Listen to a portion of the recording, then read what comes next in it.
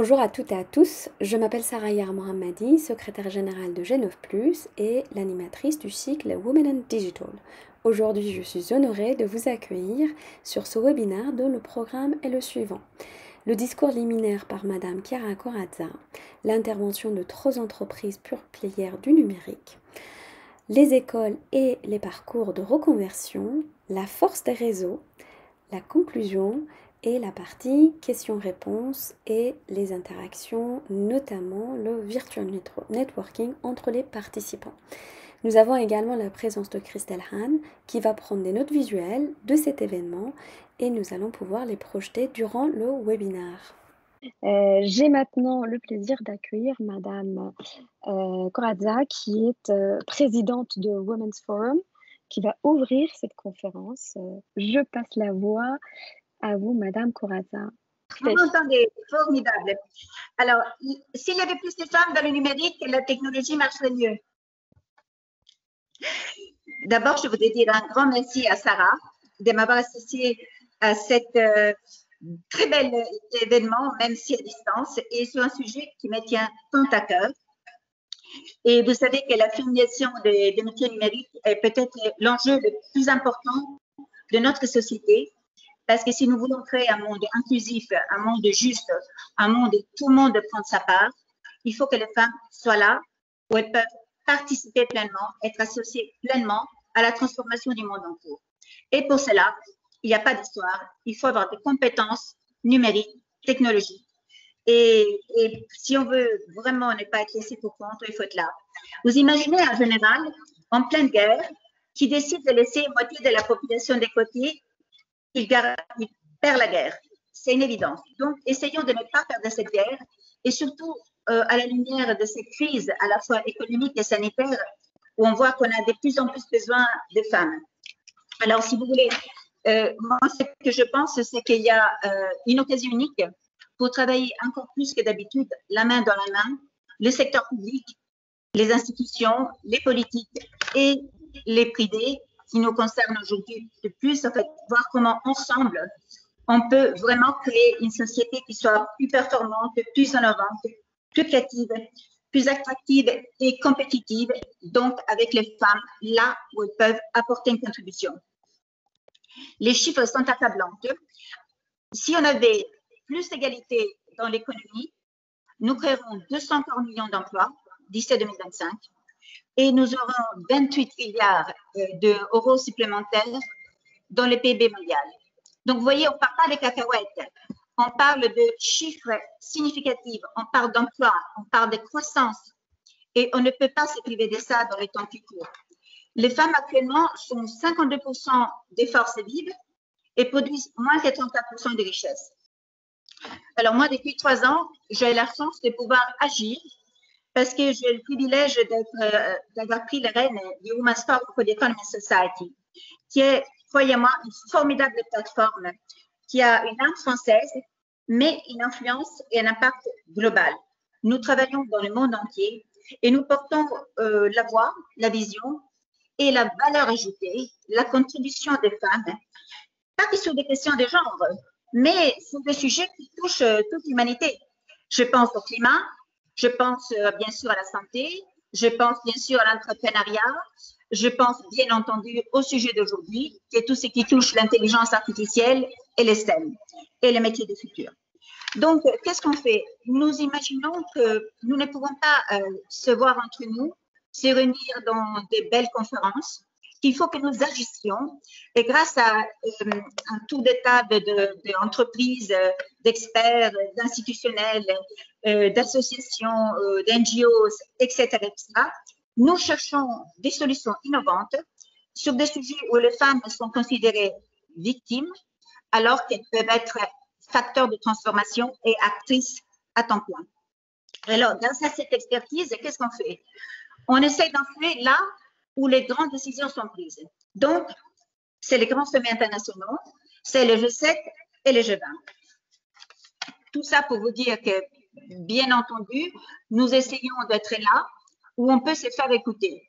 Nous avons commencé à Toronto lors de la présidence du G7 canadienne, il y a 2 ans. L'année dernière, nous étions au G20 à Kyoto sous présidence japonaise. Et puis, bien entendu, nous avons été extrêmement actives, comme plusieurs d'entre vous, pendant la présidence française du G7, qui a été une occasion unique pour travailler sur comment réduire les injustices. Et il est évident que si on veut réduire les injustices, il faut que les femmes et les hommes puissent avoir les mêmes expertises, les mêmes compétences, les mêmes outils, les mêmes atouts pour être là où on fait cette transformation. Et alors, à l'issue du G7, j'ai eu l'honneur, le privilège et la responsabilité d'avoir une mission, d'avoir été chargée d'une mission pour mobiliser et piloter un grand plan national pour susciter de l'intérêt auprès des filles, auprès des femmes et faire en sorte qu'elles soient là de le métier du futur. Et il en est résulté une très large consultation avec plusieurs d'entre vous que j'ai eu le plaisir d'associer de façon extrêmement enthousiasmante et passionnante à ces travaux, et un rapport très simple, très concret, avec des recommandations 27 exactement, concrètes, réalisables, faisables, et qui ne coûtent pas un centime supplémentaire au budget de l'État. Mais c'est par contre une ambition très forte.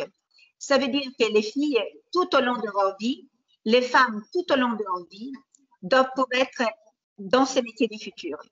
On a trouvé que le moment où il fallait vraiment commencer, c'était de 5 à 10 ans. De 5 à 10 ans, avec une responsabilité collective, les parents, les médias, les entreprises et bien sûr les enseignants.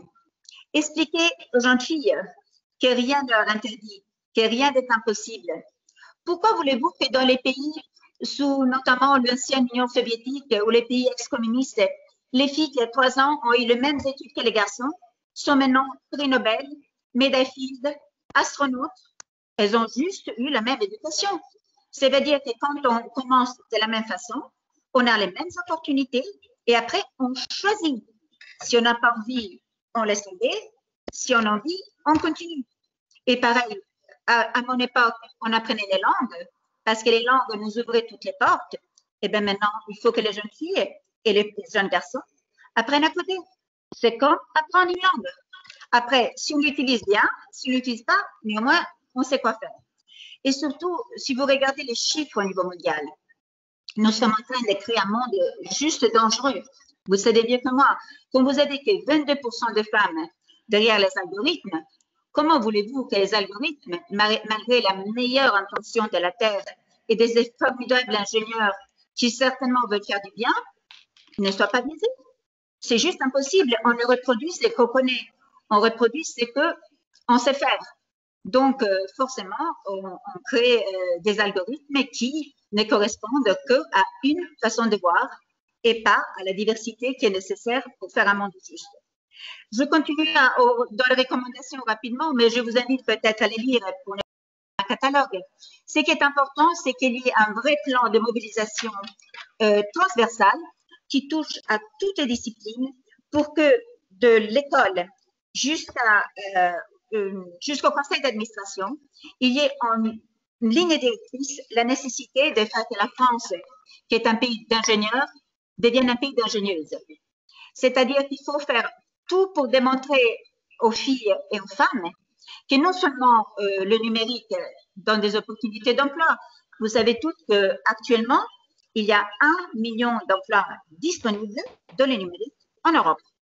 Et c'est des emplois, bien entendu, bien payés, qui donnent une certaine indépendance, qui donnent les clés de succès dans des métiers qui sont extrêmement demandés, la cybersécurité, le data science, tout ce qui est la transformation numérique des entreprises, etc.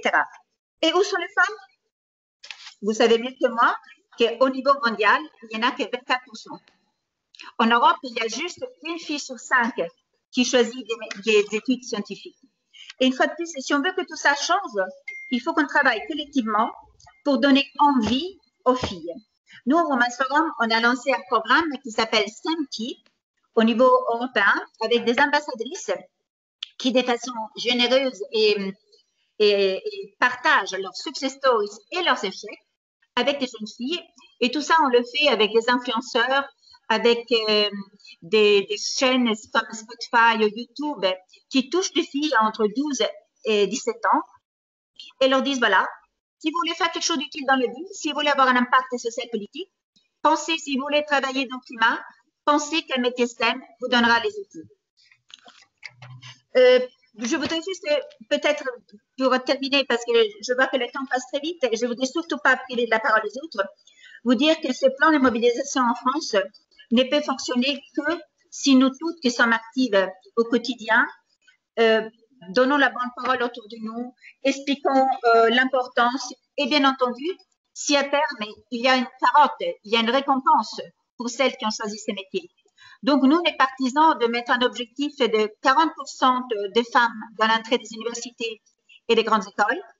Attention, ce n'est pas un quota obligatoire, hein. C'est des objectifs qui seront primés, mis en valeur et qui donneront envie aux universités d'attirer plus de femmes. Et ensuite, quelque chose qui me paraît indispensable et que nous avons porté très fortement au gouvernement, c'est que non seulement la France continue à être championne du monde en termes de femmes de nombre dans les boards, vous savez qu'on est les premiers au monde et de loin, mais que dans les COMEX, on est un nombre de femmes conséquent, parce que c'est là où on prend des décisions. Et ma proposition est que, et dans les boards et dans les COMEX, il y ait 30% de places dédiées à des femmes qui sont issues de STEM. Parce que, quelque part, les décisions dans les industries, dans les nouvelles, dans les grandes entreprises où les compétences techniques sont de plus en plus indispensables, si vous avez des femmes qui sont issues des ressources humaines, de la communication, du juridique, pour lesquelles j'en estime sont bornes, elles risquent que les décisions importantes, même si ce soit là, seront prises par ceux qui connaissent les chiffres et les éléments techniques nécessaires pour prendre des décisions stratégiques. Donc, plus de femmes, plus de filles, tout au long de leur vie, donnons-leur envie et donnons-leur la garantie qu'elles continueront à progresser au sein de l'entreprise, que ce fameux pipeline qui nous manque et qui ne nous permet pas d'avoir le nombre de femmes dont on a besoin dans les postes de décision et dans le leadership, on le prépare en avance, en donnant envie et en garantissant un poste et dans les boards et dans les commerces. Et puis pour terminer, je voudrais vous dire que nous, tout ça, on le fait au niveau français, bien entendu, mais que ça donnait des idées à d'autres. Le gouvernement italien nous a demandé de les aider à concevoir une renaissance post-Covid. Et justement, les STEM, c'est essentiel. Et puis, bien entendu, on a décidé que cette année, forte de cette expertise et de tout ce travail qu'on a fait en France, mais aussi dans le monde, on vient d'envoyer à tous les chefs d'État et de gouvernement, à tous les leaders des G7, au ministre des Finances et de l'Économie, au ministre de Gender Equality et au ministre selon de géométrie variable dans ce pays, nos recommandations pour le G7 pour une inclusive recovery. Mais, une fois de plus, on ne peut pas tout démoder politique. Il faut que nous, société civile, il faut que nous, entreprises, nous donnions l'exemple et nous montrions ce qu'on peut faire et comment obliger ensuite les gouvernements à nous créer l'environnement favorable, les mesures juridiques, les réglementations nécessaires pour pouvoir avancer. Merci infiniment, bons travaux et encore un grand bravo de vous pencher sur ces sujets si fondamentaux pour nous et pour nos enfants. Merci beaucoup. Merci beaucoup, Chiara, pour cette intervention. Nous avons bien pris note. Hein. J'ai noté que ce que vous recommandez, c'est que 30% de personnes issues des STEM puissent, enfin de femmes issues des STEM puissent intégrer les boards. Et évidemment, des COMEX. Eh bien, évidemment, dès maintenant, c'est-à-dire dès l'âge de 5 à 6 ans, qu'il faut que les parents prennent la conscience que l'intégration des filles au même niveau que les garçons commence à cet âge-là. Et merci pour ces messages très positifs et très forts qui nous responsabilisent tous et toutes. Je passe sans tarder la parole à Cathy Moses de Microsoft Madame Moses, qui est directrice de l'entité entreprise commerciale de Microsoft, elle a été trophée 2015 des femmes du commerce. Elle a plusieurs engagements avec Microsoft et auprès des filles et des femmes dans les métiers numériques. Elle nous a déjà préparé plusieurs points sur notamment l'intégration des femmes dans cette société qui est Microsoft. La façon dont Microsoft peut adresser les challenges rencontrés pour les intégrer, les retenir et surtout les aider à évoluer tout au long de leur carrière. Parole à vous. Bonjour à tous et à toutes et ravie d'être parmi vous. Chiara, j'ai adoré votre énergie, votre engagement, c'est extrêmement inspirant. J'ai le difficile challenge de relever juste après vous la parole. Donc, ça va être dans la continuité de ce qu'a dit Chiara. Cathy, je peux juste dire qu'on ne ferait pas ça sans Microsoft à nos côtés. Vous êtes formidables et vous avez lancé une opération incroyable sur comment faire des algorithmes qui ne soient pas biaisés avec nous. Et moi, je suis extrêmement fière que vous soyez dans notre étape parce que vous nous apportez énormément. Merci. Merci beaucoup, Chiara. Et c'est mutuel. Donc, nous sommes absolument ravis d'être un partenaire du Women's Forum via notre CVP Shelley McKinley, qui est VP de la Corporate Responsibility. Donc, c'est vous dire à quel point ce sujet-là est important pour nous. Alors, je vais peut-être commencer par donner quelques mots de contexte. Parce que quand on parle diversité chez Microsoft, c'est plus large que homme-femme et c'est plus large que égalité homme-femme. La philosophie, sous l'impulsion de notre CEO Satya Nadella, est que en fait la richesse du monde de demain repose sur la diversité d'origine, la diversité culturelle, la diversité d'orientation sexuelle, la diversité d'origine ethnique, la différence d'âge, homme-femme évidemment est un élément important, le handicap aussi. Donc on considère, nous, que toutes ces diversités doivent être considérées comme des richesses et surtout on doit travailler sur l'inclusion en même temps qu'on travaille sur la diversité, puisque parler de diversité sans parler d'inclusion, ça ne donne pas les résultats qu'on attend. Alors pourquoi le sujet est important ? Je crois que Chiara l'a dit, c'est aujourd'hui se priver de 50% ou plus d'un pool de talent, c'est plus possible. C'est plus possible et dans le numérique, c'est absolument impossible vu la croissance, vu les besoins. Et en fait, quand on discute même avec nos clients qui sont en charge de la partie technologique dans leurs entreprises, le vrai nerf de la guerre, c'est attirer, retenir, développer des talents. Et donc, attirer des femmes, développer des femmes et les retenir, c'est critique. Alors, quelques points sur Microsoft, quelques chiffres pour illustrer que non seulement le point est sérieux pour nous, mais que nous sommes engagés, que nous faisons progresser. Donc, nous fonctionnons en nous donnant des objectifs. Alors, on s'est donné des objectifs. Alors là, je parle vraiment de la partie homme-femme, qui est certainement le point de diversité et d'inclusion sur lequel on a la plus grande facilité à se donner des objectifs chiffrés. Donc on a aujourd'hui en France, là où le marché de la technologie emploie grosso modo 25% de femmes, nous on est environ à 29%. Ce qui est légèrement au-dessus, c'est pas non plus fantastique, mais c'est légèrement au-dessus. En revanche, quand on regarde après les équipes commerciales, c'est à peu près 32% de femmes. Et moi, je suis assez fière de dire qu'au niveau de notre comité de direction, il y a 53% de femmes. Et pour revenir au point de Chiara tout à l'heure, les femmes au comité de direction, c'est dans tous les rôles. J'en suis l'illustration. Moi, je suis la patronne de la division commerciale. Mon homologue qui est en charge de la division Customer Success est une femme. Donc, c'est quelqu'un qui est très technique et qui va s'occuper avec des équipes très techniques d'aller piloter l'adoption et l'usage chez nos clients. Et donc, on a des femmes dans des positions qui sont des positions malgré tout le respect et toute l'admiration qu'on peut avoir pour les fonctions traditionnelles, ressources humaines, légales, finances, on a des femmes qui sont dans des métiers qui sont historiquement considérés comme des métiers d'hommes. Et ça se passe non seulement très bien, mais en plus, on réussit très bien également.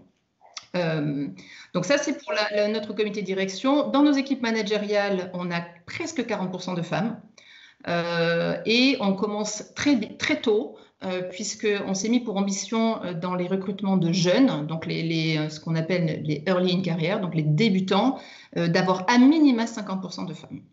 Bon, donc tout ça, ça ne se fait pas tout seul. Il faut être extrêmement intentionnel et il faut être extrêmement vigilant.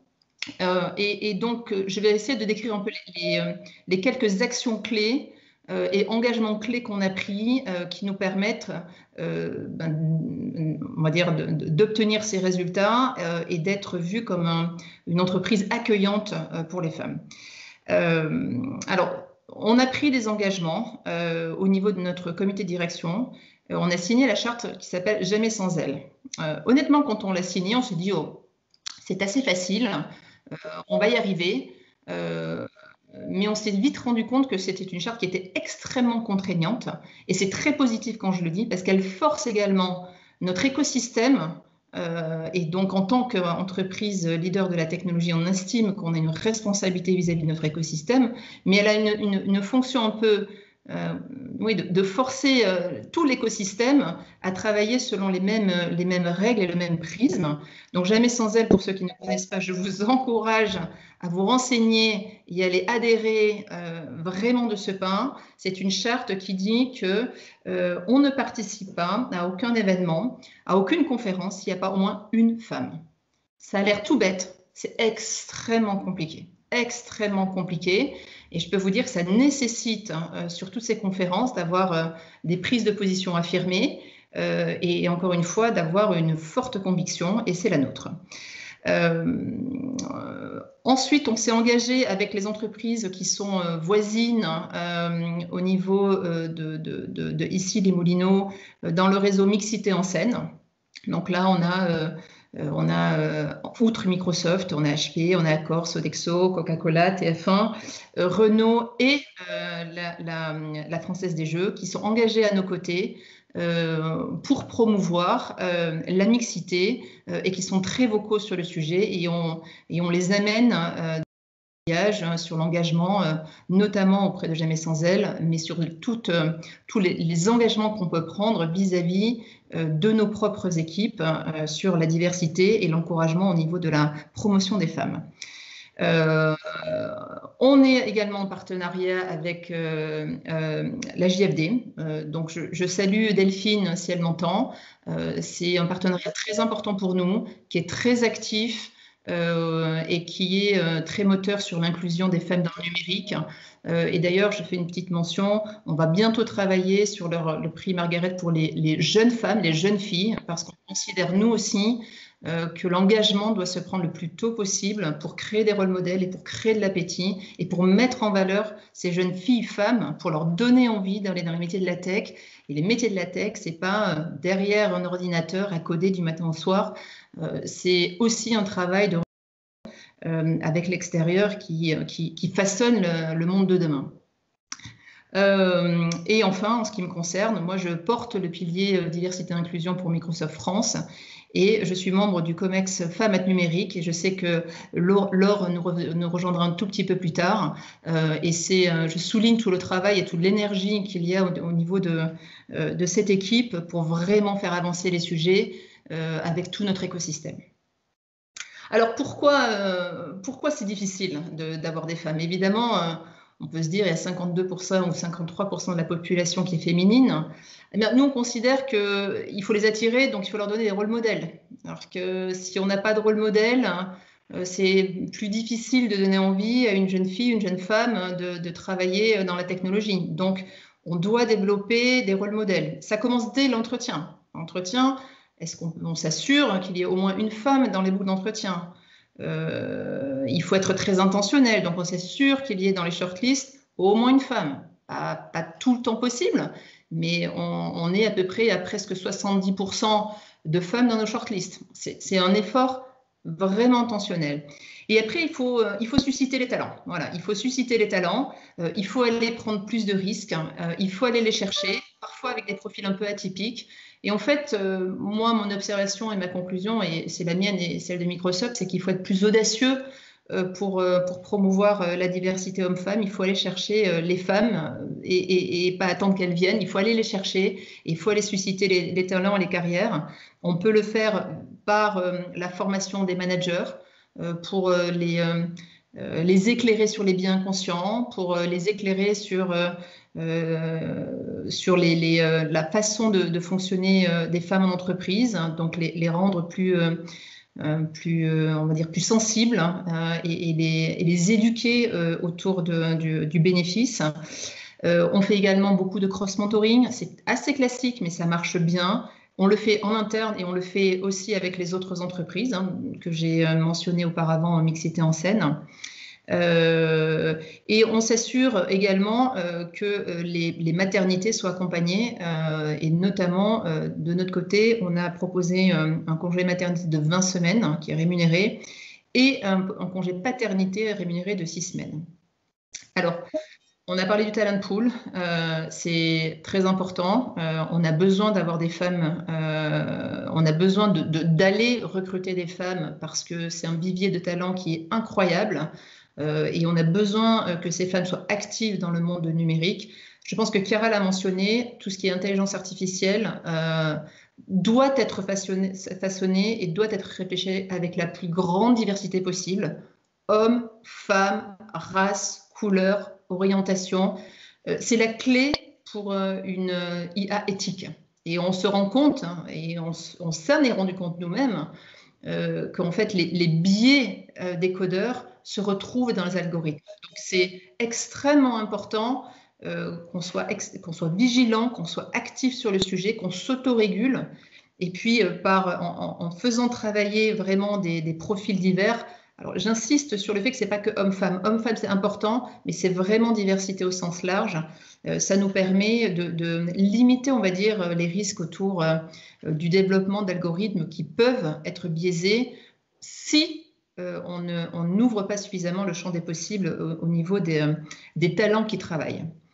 Voilà, un dernier point qui me tient à cœur, c'est notre engagement aussi auprès des écoles, parce que dire qu'on veut des femmes, c'est très bien, être volontaire, c'est très bien, susciter les vocations, c'est beaucoup mieux, et participer à la formation des talents du numérique, c'est encore mieux.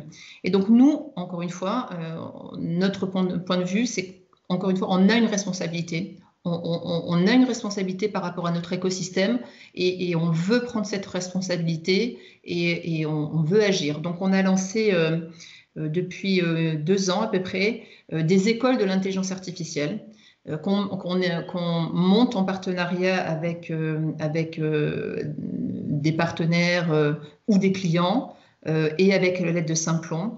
Et notamment, on a récemment monté une école IA en partenariat avec Simplon qui est 100% féminine. Alors, et donc, c'est d'ailleurs assez intéressant d'avoir le retour d'expérience de ces jeunes femmes qui ont des parcours de vie parfois atypiques, souvent des reconversions professionnelles, et auxquelles on met le pied à l'étrier pour changer de vie et rentrer dans ce monde du numérique où les opportunités professionnelles sont gigantesques. Et donc, c'est assez remarquable de voir ce succès-là. Et encore une fois, nous, on considère qu'on a une responsabilité très importante vis-à-vis de la formation et vis-à-vis du partage et de l'accompagnement des jeunes femmes vers les métiers du numérique. Et la deuxième école qu'on vient d'ouvrir, qui est là aussi une promo 100% féminine, en partenariat avec Havana des Social Builders, on vient d'ouvrir une école autour de ce qu'on appelle Business Application. Alors, pour les gens qui ne sont pas familiers avec le sujet, c'est tout ce qui est application métier. Voilà, nous, on a une offre, Microsoft a une offre autour de ces applications métiers.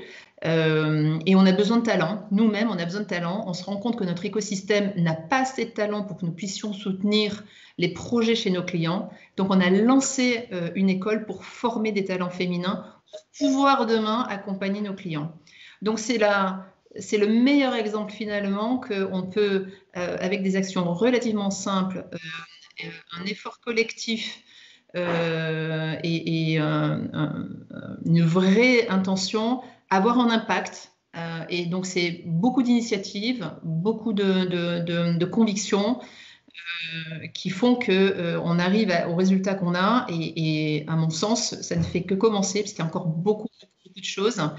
Et si je parodie, ou je cite plutôt parodie, si je cite Delphine Rémy-Boutang, si on ne fait rien, la parité, c'est pas avant 100 ans. Donc, je pense qu'il est urgent qu'on fasse quelque chose, et en tout cas, on est extrêmement comité Microsoft à y participer. Sarah, je vous redonne la parole. Merci beaucoup, Madame Moses, pour toutes ces...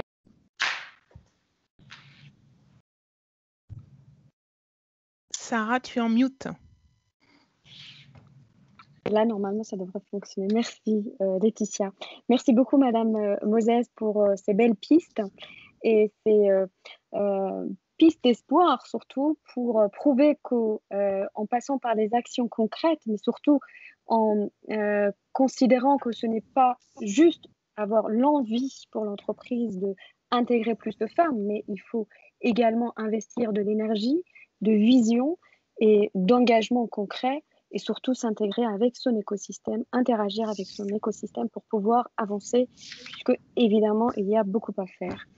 Je passe la parole à Eric. Alors effectivement, Madame Moses, vous aviez mentionné Jamais sans elle. Genève Plus est également signataire de cette charte Jamais sans elle.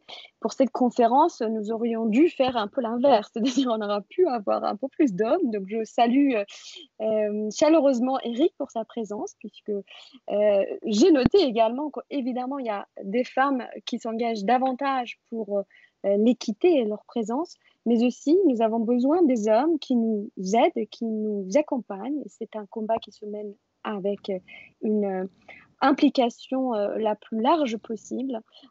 Donc sans plus tarder, je passe la parole à Eric Lallier, PDG de Lenovo France.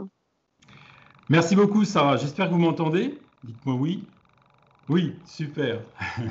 Bah, écoutez, moi je suis vraiment ravi d'être parmi vous aujourd'hui. Alors effectivement, je ne pense pas me tromper, mais je crois être le seul homme intervenant, alors j'en suis d'autant plus ravi. Et bien entendu, je partage ce que Cathy, ce que Chiara ont dit préalablement. Au-delà de la diversité du genre, homme-femme, je pense que la diversité intègre l'ensemble de ce qu'a mentionné Cathy. Et c'est une réalité, on va dire, dans la vie, dans le monde qui nous entoure, pas suffisamment. Et surtout dans la société dans laquelle je suis, chez Lenovo, où on parle de diversité homme-femme, bien entendu, mais la diversité et l'inclusion sur l'ensemble des points qui ont été mentionnés par Cathy auparavant. Alors, je crois qu'on est un peu juste en timing. Je pense que tout le monde présent dans cette conférence est convaincu de l'importance, de la richesse de la diversité, de la parité que l'on doit atteindre le plus rapidement possible entre les hommes et les femmes, mais aussi l'inclusion parfaite que l'on doit avoir sur les différentes populations qui composent le monde. Je pense qu'au-delà des mots, il faut des actions concrètes et surtout des décisions que l'on doit tous prendre, alors qu'elles soient au niveau de la direction, au niveau du management des entreprises, mais aussi des décisions que chaque employé doivent porter et doivent avoir pour faire en sorte qu'on avance beaucoup plus vite que 2100, parce que 2100 c'est beaucoup trop loin, en tout cas pour moi, et de faire en sorte qu'on arrive à la parité le plus rapidement possible et aussi sur la partie inclusion le plus rapidement possible. Et quand je dis prendre des décisions, ce sont des choses qui peuvent être parfois très simples. Et je ne sais pas si vous voyez la slide que l'on a préparée. Peut-être que oui, peut-être que non. Mais dans un certain nombre de décisions, elles partent du top management de la compagnie jusqu'encore une fois aux collaborateurs individuels. Et ça a été mentionné dans les deux exposés précédemment, ou les deux interventions précédemment. On parle beaucoup de définition d'algorithmes, d'intelligence artificielle. Et une des décisions qui a été prise chez Lenovo, et je pense que ça doit être prise dans toutes les sociétés, quand on a des postes clés, quand on parle d'intelligence artificielle, quand on parle de développement d'algorithmes, il ne faut pas attendre qu'il y ait des biais, qu'il y ait des mauvaises interprétations, il faut mettre les bonnes personnes au poste clé au bon moment. Et quand on regarde le développement ou tous les investissements qui sont faits au sein de la société chez Lenovo, c'est sous la responsabilité d'une femme. Et je pense que c'est une des décisions extrêmement importantes qui a été prise et qui doit être en tout cas partagée et pourquoi pas, je ne trouve pas le mot français, mais leveragée dans un certain nombre de compagnies. Et puis, je le disais, ça doit se décliner du haut jusqu'en bas dans une société. Et on a un excellent exemple, notamment en France, qui est Marine Rabérin. Et Marine, je pense que tu es connectée avec nous, qui a pris le leadership sur le développement de l'intelligence artificielle, l'intégration des femmes dans le développement des algorithmes, en local sur la France, également sur la zone IMIA et au-delà dans le monde entier, chez Lenovo et à l'extérieur, parce que ça fait partie, bien entendu, d'un groupe de travail, et je le mentionnerai après, au travers aussi du cercle Interel. Et puis après, je vais quand même citer un chiffre qui est important de partager tous ensemble, où la diversité, ou en tout cas l'inclusion et la diversité fait partie de l'ADN de Lenovo et il faut aussi se mesurer et avoir des résultats. Et aujourd'hui, au sein de Lenovo, 36% de la population de l'entreprise sont des femmes, 39% en France. On progresse, jamais assez vite, et on a pour objectif effectivement d'obtenir la parité. Et pour avancer vite, encore une fois, il faut attirer des femmes, faire en sorte qu'elles puissent s'épanouir au sein de l'entreprise, qu'elles puissent acquérir de nouvelles compétences et aussi être promues à des postes à responsabilité supplémentaire. Et c'est un des objectifs que l'on a notamment sur la France, extrêmement important pour nous, qui est de faire en sorte que plus de femmes, à la limite, soient promues que d'hommes dans un certain temps pour obtenir de meilleurs résultats sur la parité. Et vous voyez le chiffre, on est à 57%, allez, 60% dans les dernières promotions sur la France qui ont été réalisées par des femmes. Ça a été mentionné par Cathy auparavant, mais je pense que c'est une décision extrêmement importante. Avant tout recrutement, et c'est facile à décider, difficile à exécuter, mais facile à décider, avant tout recrutement, on doit avoir systématiquement le choix entre un homme et une femme. Ça, c'est une décision à prendre, il faut l'exécuter derrière, et ça nous permettra également d'avancer. Et je sais que beaucoup de sociétés le font. Et puis, je voudrais mentionner un exemple dont on est fier en France et qui a été mis en place sur la zone IMIA chez Lenovo. C'est ce qu'on appelle chez nous le manager de la diversité.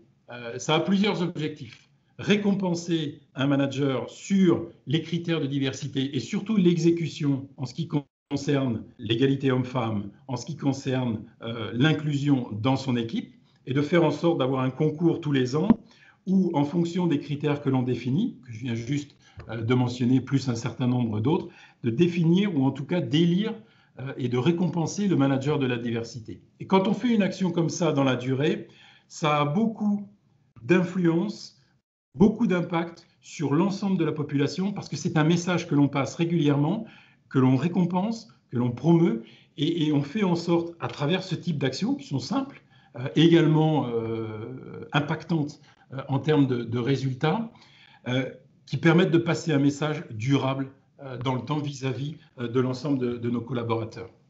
Et puis, bien entendu, on parlait de rétention de talents et de développement de compétences. On a un programme spécifique au sein de la société de coaching, de développement de compétences pour assurer plus de promotion au niveau des femmes, qui est le Women Leadership Development Programme et potentiellement quelque chose qui peut être leveragé dans d'autres sociétés. Et puis au-delà de ça, on s'engage et on doit s'engager dans la durée à travers des événements. Alors on a mentionné ici 2 partenariats historiques et on en a bien entendu d'autres, mais le Women's Forum sur lequel nous sommes vraiment engagés et ravis de participer, et aussi le Cercle Interel sur lequel nous avons une participation importante et qui fait partie du socle important pour nous en termes d'engagement sur la diversité et l'inclusion. Voilà. Je ne vais pas être plus long que ça. Merci beaucoup, Eric. Merci pour ces pistes qui réitèrent que, évidemment, une collaboration au-delà de l'organisation compte également, puisque une phrase que j'ai lue cette semaine qui disait que 50% des femmes dans les métiers numériques quittent leur métier avant l'âge de 35 ans. Donc, ça veut dire que à la fois, ça concerne les jeunes et encore les plus jeunes. Peut-être que nous allons voir avec donc Consuelo Bellicourt qui va nous parler de Sopra Steria pour creuser d'autres pistes avant de pouvoir nous diriger.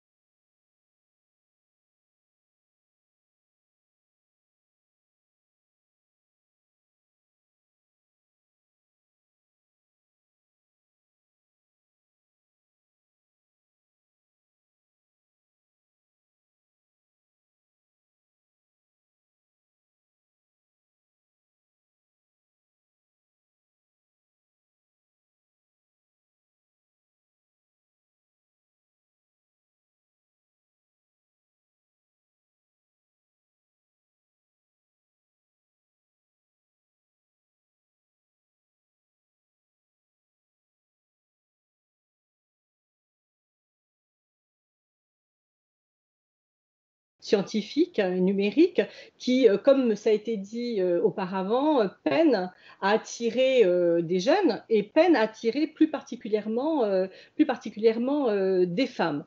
Alors nous, en tant qu'acteurs du numérique, on a un rôle à jouer, on a un rôle de pédagogie également à jouer. C'est vrai que quand on parle d'un métier comme médecin, pharmacien ou infirmier, on a tout de suite des représentations simples. En ce qui concerne les métiers du numérique, les représentations sont moins évidentes, data scientist, architecte, voilà. Donc on a, nous, un rôle en tant qu'acteurs de vulgarisation, de promotion et de découverte de nos métiers du numérique, et c'est des choses qu'on fait notamment au travers d'un réseau de femmes et d'hommes qui sont engagés aujourd'hui dans les collèges et dans les lycées, et on travaille beaucoup avec des associations comme Femmes Ingénieurs ou comme Elle Bouge, avec lesquelles on partage finalement un certain nombre d'actions sur le sujet. Ce qu'a dit Chiara et Cathy est très intéressant également. On n'est pas sur une problématique nationale. Et ça, c'est important également de noter. Ce n'est pas une problématique française.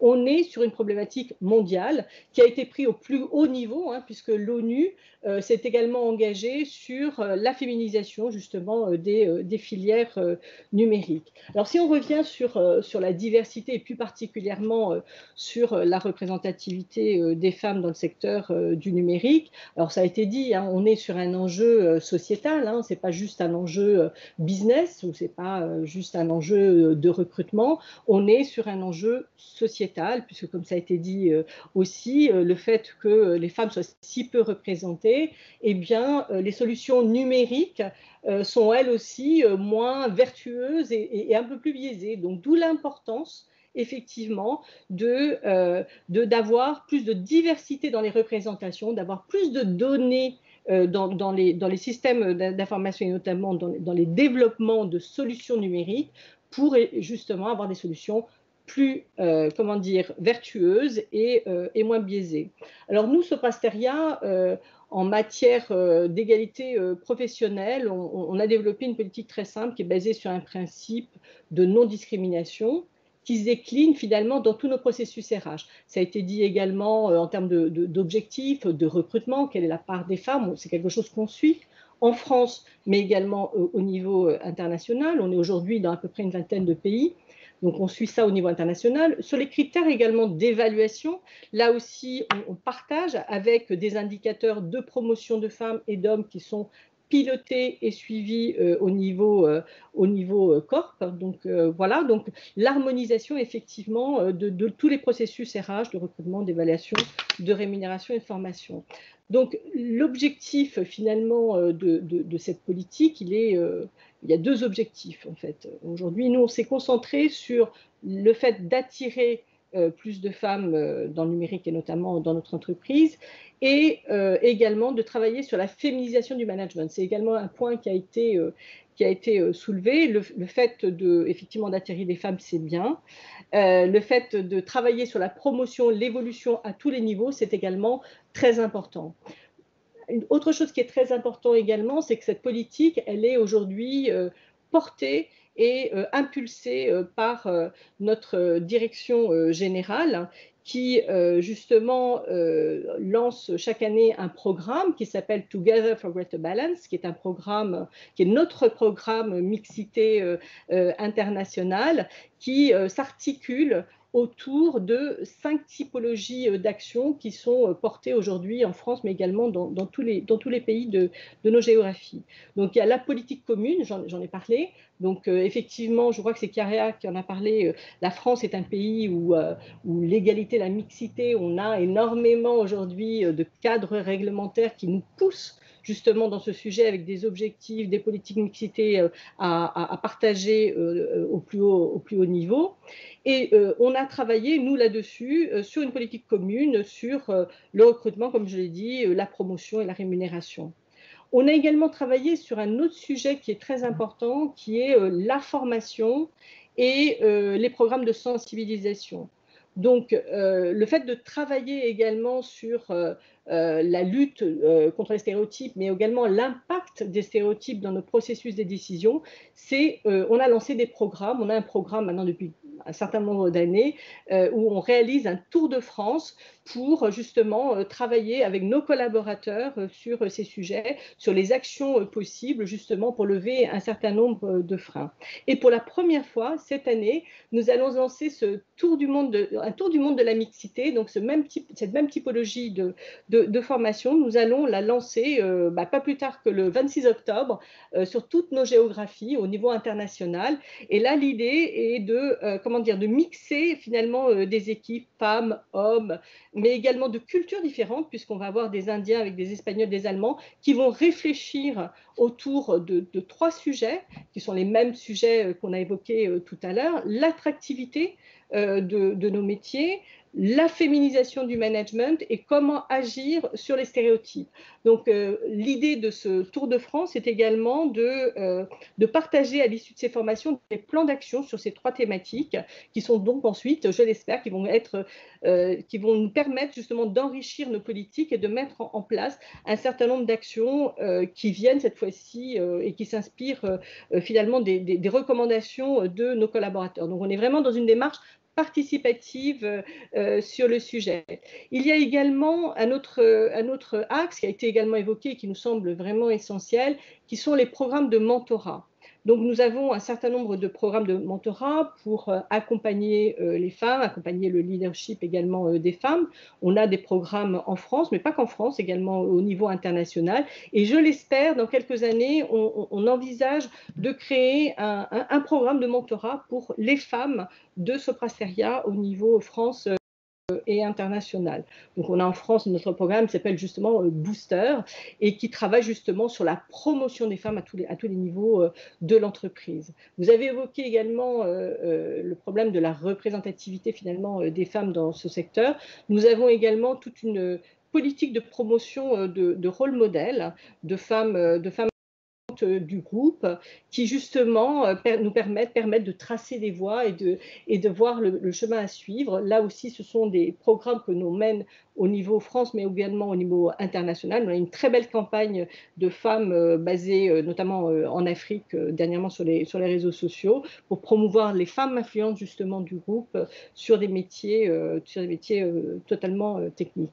Et puis, comme je l'évoquais, un point très important qui est l'animation de réseaux mixtes. Aujourd'hui, on a des réseaux à peu près partout dans toutes les géographies. On n'a pas encore créé notre réseau Soprasteria international. On envisage également de de le faire. Mais par exemple, en Inde, on a 3000 personnes, en France, on a plus de 500 personnes. Donc voilà, c'est des réseaux importants qui agissent sur le terrain, qui agissent dans les collèges, qui agissent dans les lycées pour promouvoir justement les métiers du numérique. Et il y a un dernier sujet que je voulais aussi évoquer avec vous. Alors, on le sait, les écoles d'ingénieurs, les cursus du numérique ont peu de femmes. C'est la raison pour laquelle on l'a lancé depuis maintenant un certain nombre d'années, une dizaine d'années, des programmes de reconversion au métier du numérique. Donc, ce sont des femmes qui sont notamment issues de tout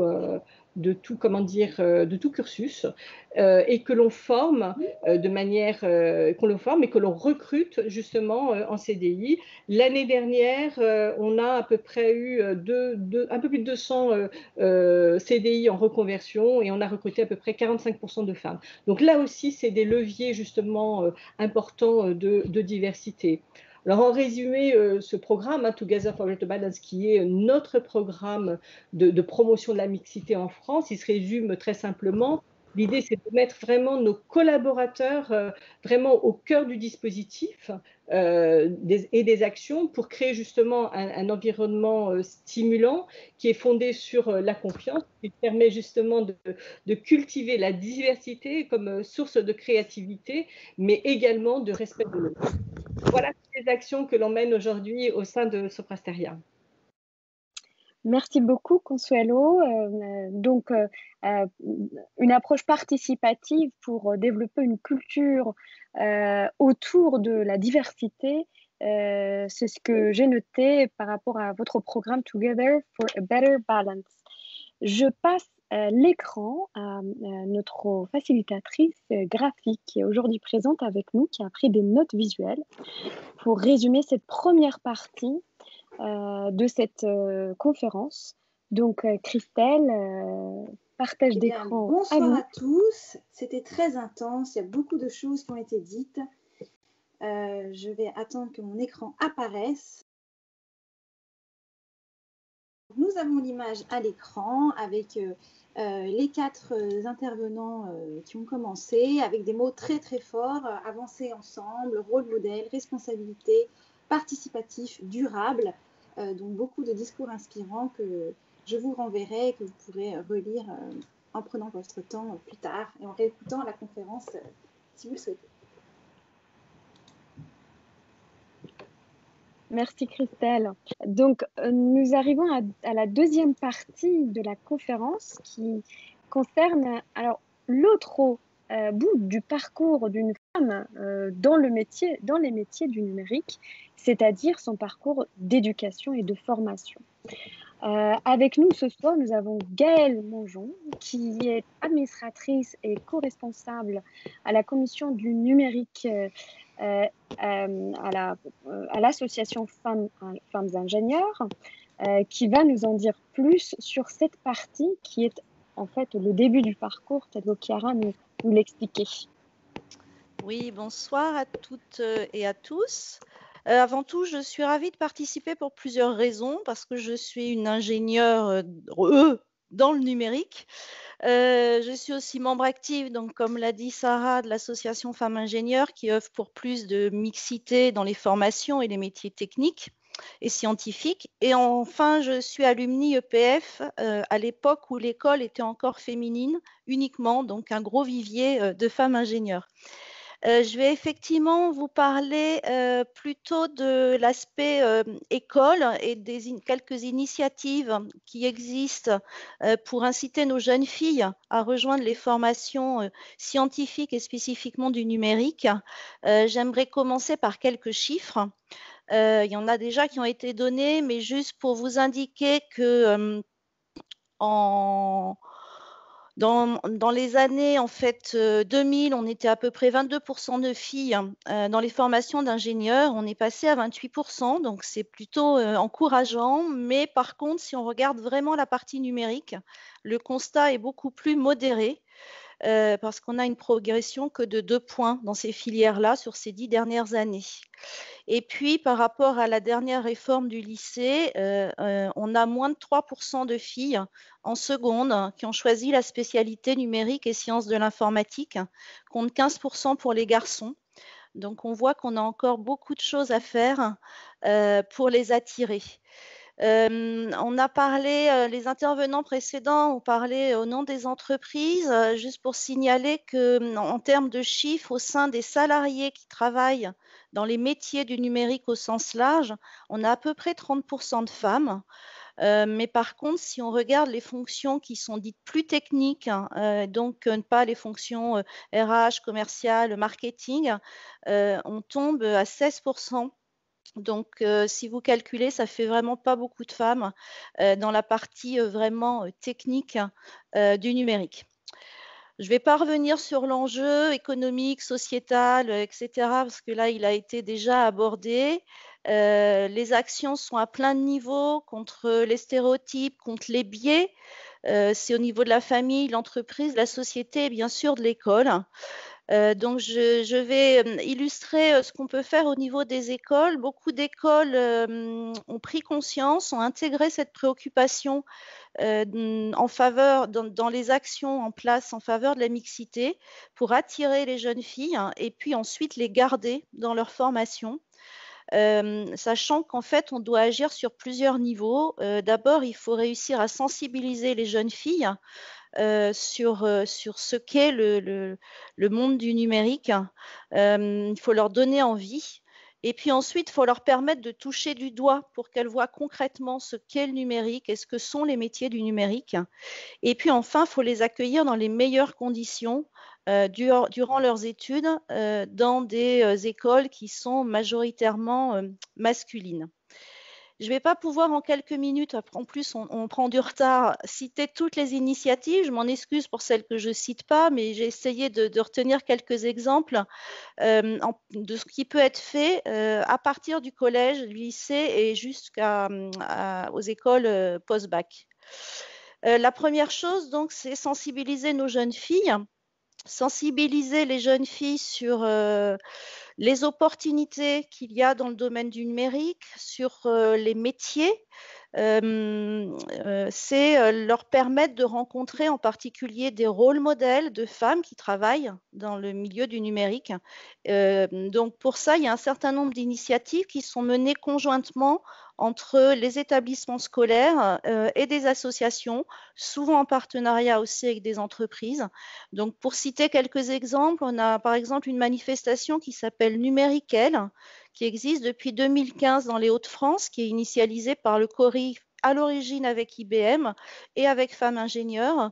C'est des journées de rencontre des jeunes collégiennes et lycéennes avec des femmes qui travaillent dans le numérique, avec qui elles peuvent discuter.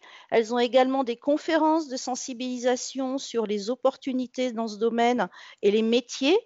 Et ce qui est important à se signaler, c'est que c'est un événement qui est vraiment intégré complètement dans le projet éducatif des collèges et des lycées qui participent, parce que les élèves travaillent sur le sujet en amont de la manifestation et en aval de la manifestation. Donc c'est vraiment un projet pédagogique. Il y a plus de 2000 collégiennes et lycéennes en fait qui ont été sensibilisées jusque-là, plutôt dans le nord de la France, avec une cinquantaine de collèges et de lycées qui participent à ces événements. D'autres événements, d'autres initiatives, par exemple les Intrépides de la Tech, donc qui est lauréat de la Fondation Femmes Numérique, qui fait partie du réseau Simplon et qui permet de sensibiliser là, des jeunes filles à l'intelligence artificielle dès le collège et avec des possibilités ensuite d'avoir des stages d'une journée sur l'intelligence artificielle. Donc ça, c'est pareil, c'est des actions qui sont communes, écoles, établissements scolaires et parfois entreprises en plus. Et puis bien sûr les interventions en collège, toujours sur la sensibilisation en collège, en lycée de femmes modèles. C'est des moments d'échange privilégiés où les jeunes filles peuvent poser des questions, peuvent découvrir les métiers, les parcours pour y arriver, les retours d'expérience. Au sein de Femmes Ingénieurs, c'est en moyenne une intervention par jour que nous effectuons en collège et lycée grâce à notre réseau d'à peu près 500 femmes en région dans toute la France qui interviennent bénévolement. Et c'est des échanges importants pour les jeunes filles pour les sensibiliser. Après, comme je le disais, la partie numérique, ça reste un petit peu abstrait. Ça a été cité précédemment. On associe souvent ça à je suis derrière mon ordinateur, je code tout seul, je suis un peu asocial. Il faut qu'on sorte de cette vision-là. Il faut qu'on arrive à montrer aux jeunes filles et aux jeunes femmes que c'est aussi un travail d'équipe, que c'est un travail d'ouverture vers les autres, que c'est un travail de construction. Et là, dans ce sens-là, il y a aussi un certain nombre d'initiatives montées avec les écoles, en particulier des concours et des prix organisés avec les établissements scolaires, hein, qui permettent de mettre en avant des projets en faveur de la mixité ou incluant systématiquement des femmes, enfin des jeunes filles en l'occurrence ou des jeunes femmes dans les équipes. On peut citer le prix Ingénieuse, donc, qui existe depuis 2011. Il y a 19 projets sur l'égalité femmes-hommes qui ont été soutenus dans le cadre de l'opération Ingénieuse 2020. On a aussi une initiative comme Science Factor, organisée par Global Contact. Donc là, c'était concours. C'est un concours qui propose aux jeunes de la 6e à la terminale de présenter en équipe un projet innovant, impactant pour la société, avec une obligation, c'est que le projet soit piloté par une fille. Donc, c'est vraiment des occasions aussi de mettre en avant du travail d'équipe sur des sujets scientifiques avec des jeunes filles. Et puis, bien sûr, il y a un certain nombre de choses qui sont faites ensuite dans les écoles pour attirer les jeunes filles et ensuite pour assurer leur bonne intégration et qu'elles repartent satisfaites, motivées et à même d'attirer d'autres jeunes filles vers les formations. Alors, je suis obligée de citer l'EPF puisque j'en viens. L'EPF, par son historique, donc 100% féminin, ça reste l'école d'ingénieurs avec le plus fort taux de femmes. On est autour de 36% de jeunes femmes à l'EPF contre en moyenne 17% dans les autres écoles. Parmi les engagements, le campus de Montpellier organise un séminaire de sensibilisation sur le thème des violences sexistes sur le campus. Réagissons. En partenariat là aussi avec des associations comme IHOP et WomenV. C'est des séminaires qui vont généraliser et cette initiative a obtenu un prix au concours Prix Ingénieuse cette année, là, qui vient juste la semaine dernière, donc qui va se généraliser. L'EPF a aussi mis en place, comme d'autres écoles, des boîtes mail qui permettent aux jeunes filles de signaler si à un moment elles se trouvent dans une situation inconfortable, comportement sexiste, discrimination, ou voilà, pour pouvoir être écoutées et avoir des actions derrière. Dans les actions dans les écoles d'ingénieurs et entre autres dans les écoles numériques, on peut citer aussi à l'Essier Paris, où on a une table ronde annuelle qui s'appelle « Et si ingénieur s'écrivait avec un grand E », qui met en relation là, des femmes ingénieurs et des lycéennes avec une application mobile qui permet de poser des questions et donc de répondre aux interrogations des lycéennes et à leur donner envie de venir sur des formations dans le numérique. Et puis pour conclure, parce que le temps passe, je fais vite, Sarah, promis, l'école 42, donc l'école 42 qui a un cursus dans le numérique très particulier. Sophie Viger, donc la directrice de 42, a pris un certain nombre de mesures fortes en faveur des jeunes filles et des jeunes femmes dans son école. Et elle a réussi à faire passer le taux de filles de 14% à 21% en 2 ans par des initiatives fortes telles que de l'affichage de pictogrammes dans l'école, du type quand elle dit non, c'est non, enfin des messages qui veulent dire que, ok, messieurs, vos camarades élèves sont comme vous, elles ont droit à tout, elles ont droit au respect, et ça a favorisé l'intégration d'un certain nombre de jeunes filles, tout comme une boîte mail générique, tout comme des choses très concrètes en école, comme la réorganisation de sanitaire pour les jeunes filles. Je ne sais pas si vous connaissez tous l'école 42, mais le process d'accueil, de sélection en entrée, c'est 1 mois dans ce qu'on appelle la fameuse piscine, où les jeunes sont vraiment 1 mois en immersion complète. Et effectivement, des conditions d'accueil, de sanitaire correctes pour les jeunes filles, ce sont des actions concrètes en faveur des jeunes filles. Voilà. Et puis plus récemment, 42 a organisé un week-end, la Tech pour toutes, ouvert à tout le monde, au grand public également, à partir de 7 ans, pour pouvoir montrer dès le plus jeune âge ce qu'était le numérique, ce qu'on pouvait faire avec, et sensibiliser les jeunes filles. Voilà, je vais conclure. Juste, je rebondis sur une remarque qu'on a eue précédemment et qui s'applique aussi aux écoles.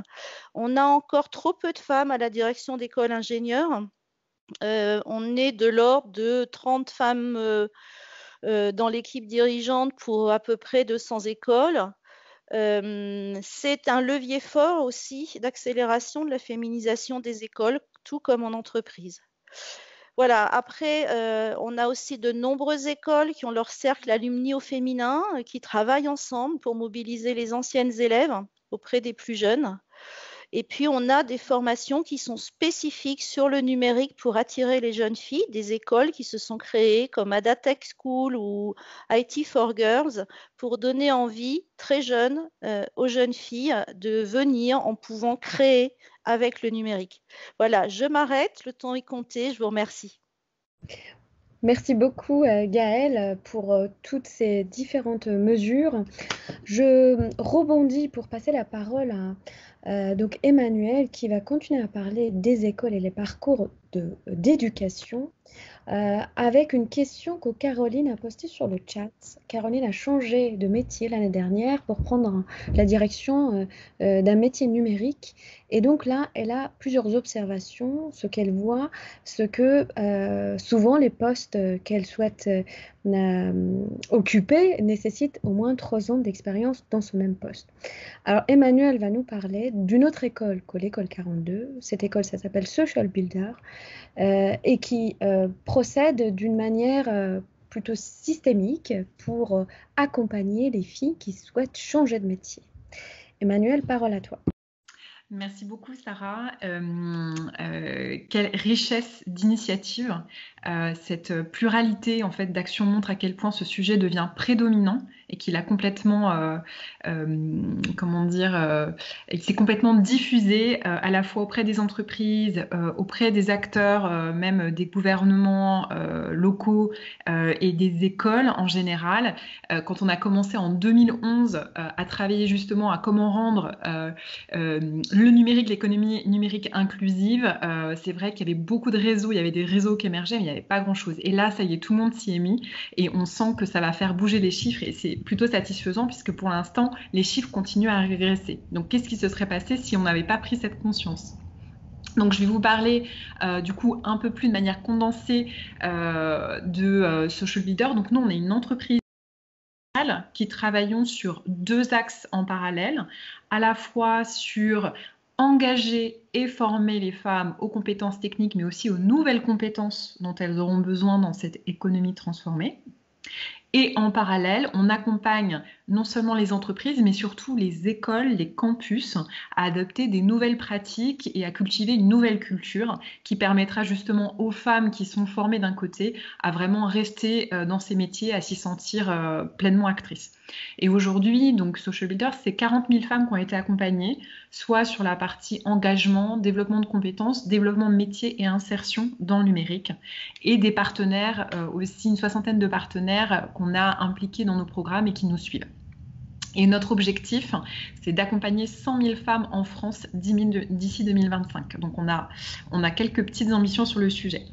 Alors, pour nous, le sujet prioritaire pour réussir le pari de la parité ou du moins de la mixité dans le numérique, c'est bien sûr de travailler sur l'axe éducation, mais de travailler avant tout sur la reconversion professionnelle, puisqu'on sait que 50% des métiers vont disparaître ou vont être complètement remasterisés, et en priorité, a priori, les métiers qui sont plutôt les métiers occupés de manière prédominante par des femmes, et ça c'est un sujet qui est d'importance, puisque ça veut dire qu'elles vont être les premières touchées par potentiellement la précarité de l'emploi liée à l'automatisation. Il y a des nouveaux métiers qui vont apparaître, mais aujourd'hui, elles sont encore peu engagées sur cette transformation.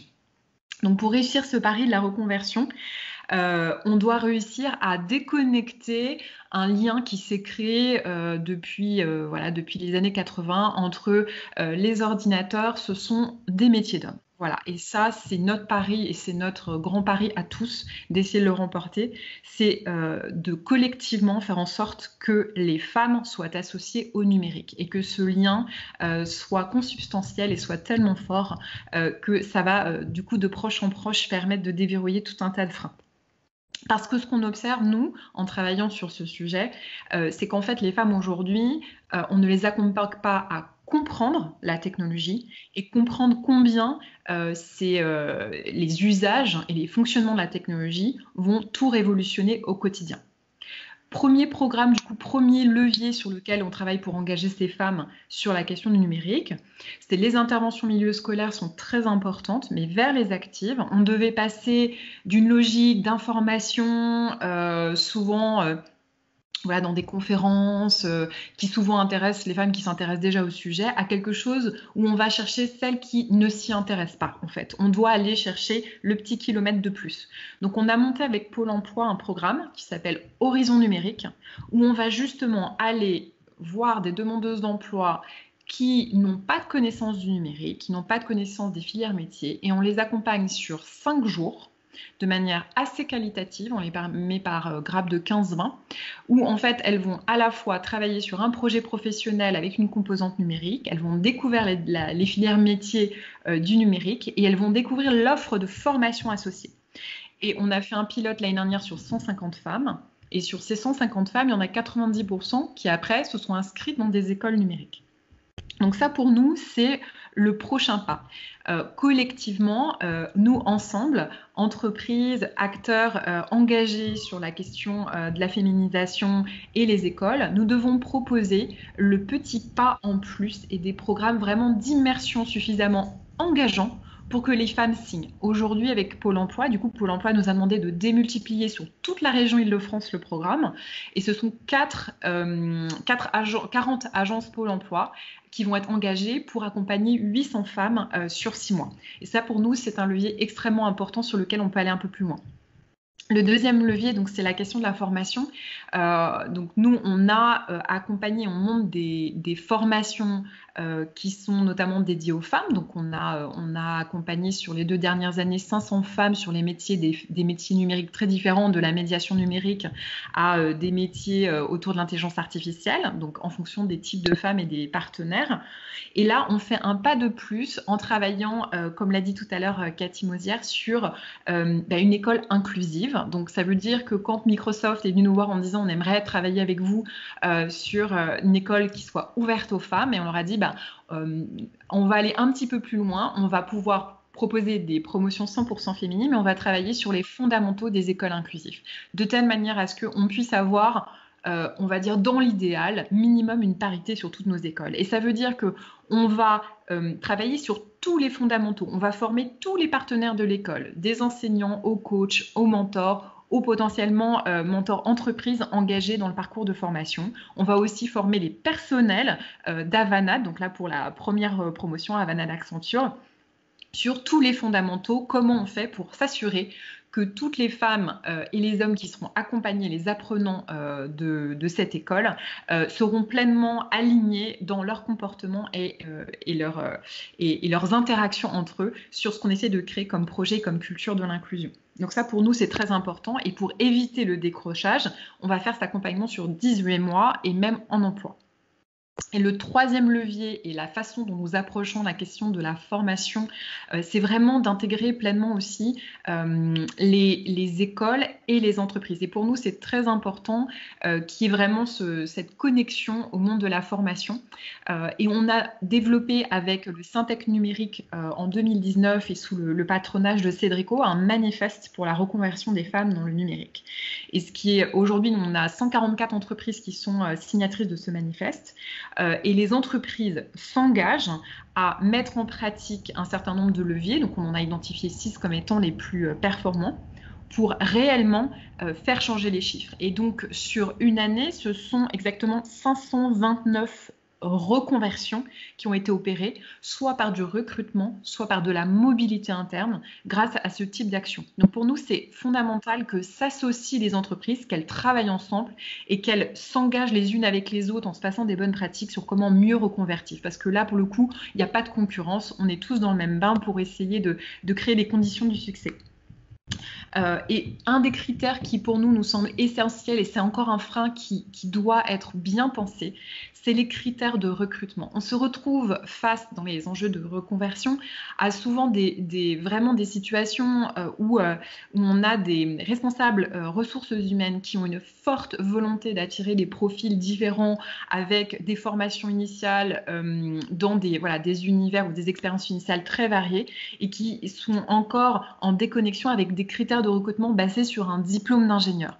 Et si on veut réussir le pari de la reconversion, on voit, et quand on réussit le pari de la reconversion, on voit aussi tout, on va dire, comment l'entreprise repense vraiment sa façon d'évaluer le potentiel et réellement se focaliser sur la manière d'identifier quelles vont être les réelles capacités à entrer sur le métier au-delà, on va dire, de la formation initiale. Ça, pour moi, en tout cas aujourd'hui, après 10 ans dans ces sujets, je pense que c'est une clé vraiment à ne pas négliger. Comment on repense les critères vraiment d'évaluation des talents. Je finirai pour donner la parole à une de nos apprenantes qui vient de réussir le pari de la reconversion, Camille Toulouse. Je finirai par dire que nous sommes à un tournant important après cette période vraiment bousculée de notre économie. Nous avons un gouvernement qui va investir beaucoup d'argent sur la formation professionnelle, dont 300 millions spécifiquement sur la reconversion numérique et 500 millions sur les compétences digitales. Ce qu'on observe, c'est qu'à aucun moment on n'a parlé dans ce plan de relance de la façon dont allait embarquer vraiment les femmes.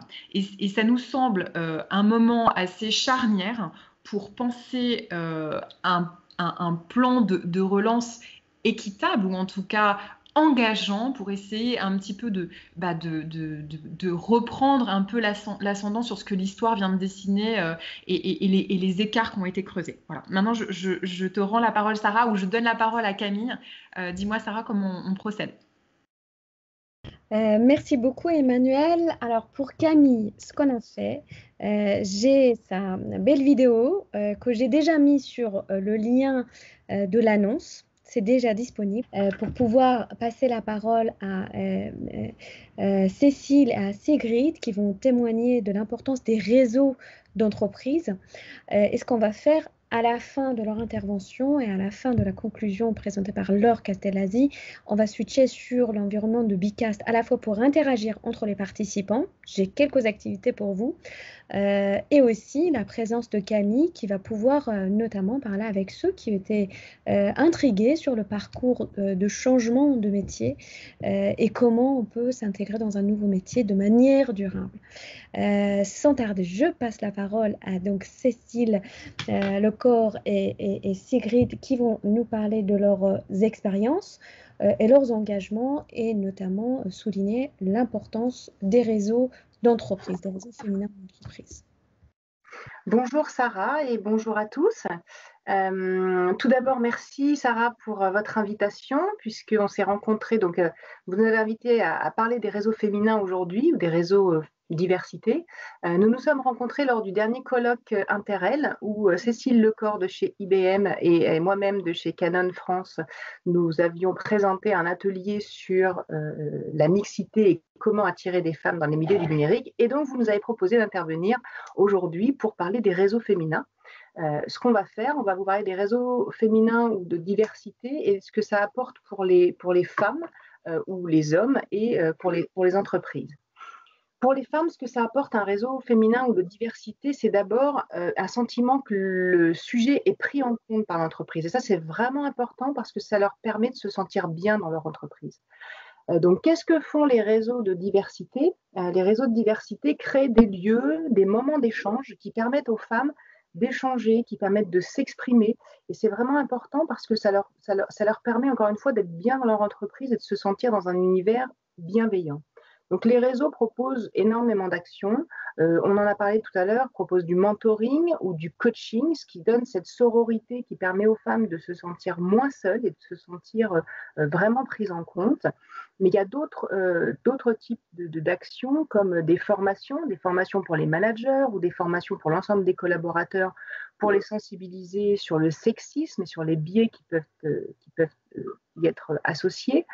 Ça peut aussi être des participations à des événements sur la mixité ou des signatures de chartes. On a entendu tout à l'heure certaines entreprises qui ont signé la charte Jamais sans elles, par exemple.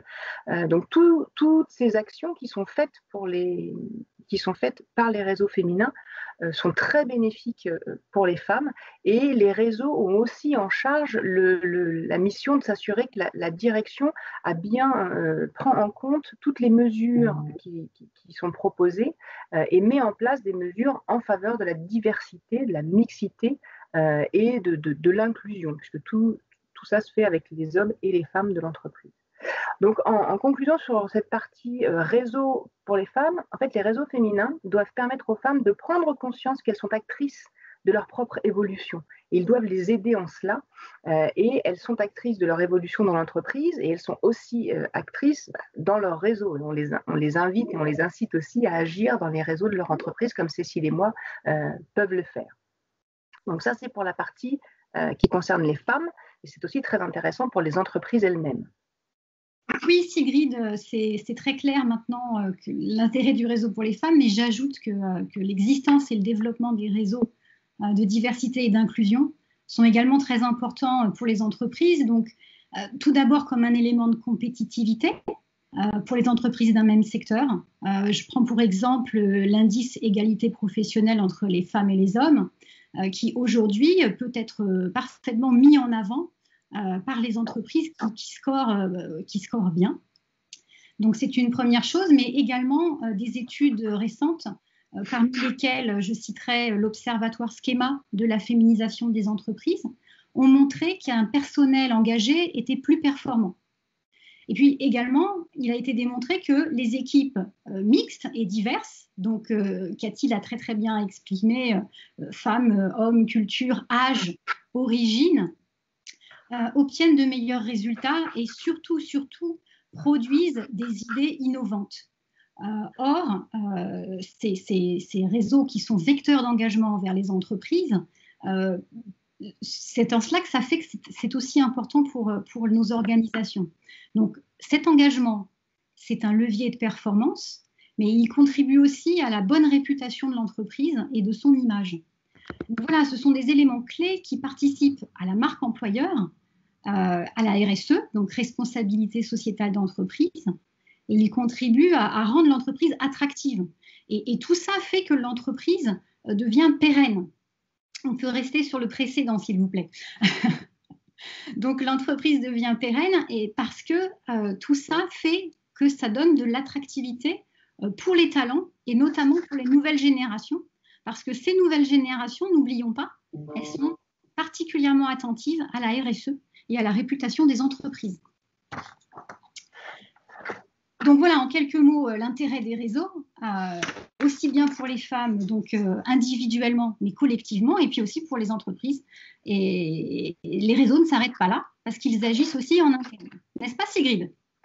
En effet, les réseaux sont plus forts lorsqu'ils s'ouvrent vers l'extérieur. Et ce qu'on constate, c'est que depuis quelques années, les réseaux féminins s'ouvrent vers l'extérieur et s'organisent. En général, ils s'organisent en fonction de leur secteur d'activité. Vous avez Financel sur la partie bancaire. Vous avez, dont Éric Lallier vous a parlé tout à l'heure, qui est un cercle des entreprises plutôt technologiques et numériques. Donc en fait, le cercle Interel, c'est quoi? C'est un think tank qui regroupe 15 réseaux féminins d'entreprises du numérique. Et ces réseaux féminins, en fait, ce think tank permet de faire des travaux inter-entreprises. Donc, quand nous nous sommes rencontrés au colloque en mars dernier, Sarah, nous étions en train de présenter les travaux qui avaient été faits par les 15 réseaux féminins et réseaux de diversité de ces entreprises. Donc, le Cercle Interel, c'est un think tank qui présente des travaux. Et au-delà du colloque, c'est aussi un site internet sur lequel vous avez énormément de contenu avec des tribunes, avec des articles, avec des guides. Par exemple, nous venons de sortir le guide de la parentalité qui aide les jeunes parents, femmes comme hommes, à trouver leur place en tant que parents dans la société, dans leur entreprise. Vous avez aussi un guide des réseaux. Alors ça, c'est moi, quand j'ai participé à la création du réseau Women at Canon, ça nous a vraiment énormément aidé parce que ça vous donne le pas à pas de comment créer un réseau dans votre entreprise sans tomber dans tous les biais et comment avoir les bonnes idées. Et puis, le cercle Interrel agit aussi en dehors des entreprises. Par exemple, nous avons participé l'année dernière au travail de Cédric O, secrétaire d'État au numérique, puisqu'il travaillait sur comment améliorer la place des femmes dans le numérique en vue de la loi d'émancipation des femmes dans l'économie. Ce sont aussi des travaux avec des associations comme Ensemble contre le sexisme ou comme le Women's Forum, on en a parlé, ou comme la nouvelle plateforme qui s'appelle 2Gap, qui vient de remettre un livre blanc au gouvernement avec énormément de propositions pour améliorer la place des femmes dans l'économie. Donc voilà, c'est vraiment une volonté de se rencontrer, de travailler ensemble pour améliorer la place des femmes dans l'économie, toujours dans un souci d'inclusion, et de partager ensemble nos bonnes pratiques. Voilà, donc globalement, depuis ce qu'on a entendu depuis cette conférence, pour attirer les filles dans les métiers du numérique, il faut adresser 4 sujets clés. Donc, combattre les stéréotypes de genre, attirer les jeunes filles sur les métiers numériques, vigilance pour garder l'entreprise attractive et avoir un recrutement attentif aux femmes. Et puis retenir et promouvoir les femmes à tous les niveaux de la hiérarchie. Donc là, je vais un petit peu enfoncer le clou parce que certaines des bonnes pratiques, je les ai entendues en place dans certaines des entreprises qui se sont exprimées. Donc, pour les besoins de notre étude, on avait répertorié en fait ce qui existe en termes de bonnes pratiques dans les entreprises membres du Cercle Interrel. Initialement, on les avait classées plus basiques aux plus innovantes, mais aujourd'hui, j'en ai sélectionné uniquement quelques-unes. Donc, par exemple, le parcours de recrutement spécifique. Donc, ici, ça veut dire quoi? Ça veut dire que les femmes, en général, ne sont pas à l'aise dans l'exercice de vente classique. Donc, pourquoi ne pas mettre en place des parcours spécifiques qui mettent les femmes en situation? Ça leur est particulièrement favorable et je pense que c'est même extrêmement favorable aussi pour l'entreprise recruteuse. Au niveau de la formation, j'ai également entendu la mise en place de programmes. Donc, les sociétés membres du Cercle en ont également un certain nombre. Je ne citerai pas les noms des programmes, mais plutôt ce que ça adresse. Donc ici, l'assertivité, l'empowerment, la confiance en soi, la construction de relations efficaces, donc le réseautage, qui n'est pas quelque chose que les femmes adorent ou pratiquent naturellement. Donc tout ça pour tisser un réseau d'influence. Et puis bien sûr, la prise de parole en public, qui est quelque chose qui souvent effraie un peu. Donc ces formations-là, elles peuvent être mises en place tout aussi bien par les ressources humaines que par les réseaux eux-mêmes. Et là, c'est aidons-nous nous-mêmes. J'ai entendu aussi précédemment des formations pour les managers, donc managers et manageuses, parce que les manageuses ne sont pas exemptes de certains biais ou de pratiques non favorables. Donc, attention à la mixité, donc porter une attention, une vigilance à la mixité. Attention également pointue sur le sexisme et les biais. Et également, pour vous citer quelque chose de très concret, que les entreprises mettent en place des processus de signalement simples et qu'ils soient connus de tous. Ça semble rien de préciser ça, mais de l'avoir et que ce soit vraiment connu, ça peut changer complètement la donne et la sensation qu'ont les femmes à l'intérieur. Donc, je parlais beaucoup de l'intérieur, je vais vous parler un petit peu plus des actions visibles de l'extérieur maintenant. Donc, j'ai entendu Éric Lallier parler de la nomination du manager diversité de l'année. Ça fait effectivement partie des recommandations et des bonnes pratiques que nous avons listées. Et puis, la représentation des femmes à l'extérieur, donc s'assurer que sur un événement, il y aura un certain nombre de femmes speakers. On a aussi mentionné ça plus tôt, donc j'enfonce quelques clous et je recommence encore. L'engagement personnel de certains dirigeants, signer des chartes, donc on a la valeur de Jeanne Angèle. Ça, c'est une action à titre personnel, mais il faut aussi savoir que ces actions peuvent être décidées au nom de l'entreprise. Et enfin, et là je rejoins aussi ce qui s'est un petit peu dit sur la partie éveiller les jeunes femmes et les jeunes filles, donc favoriser les portes ouvertes pour les collégiens, les collégiennes et les lycéennes, et puis favoriser les stages. Mais ça ne s'arrête pas là, enfin favoriser les stages, on peut dire des grandes ambitions comme ça, mais concrètement c'est quoi? C'est de construire des parcours qui fassent que ça suscite les vocations. Donc toutes ces actions, bien sûr, ne sont pas exhaustives. Nous en avions dénombré beaucoup d'autres et j'invite les participants de cette conférence à aller les voir sur le site du Cercle Interrel. Je ne sais pas si ça va s'afficher sur l'écran, à la rubrique Actes du colloque. Mais cette année, nous avions été un petit peu plus innovants en enregistrant des podcasts qui vous donneront plus de détails sur ce thème de recruter et attirer les femmes dans la tech, mais aussi sur comment les retenir, et un troisième sur les femmes et l'IA.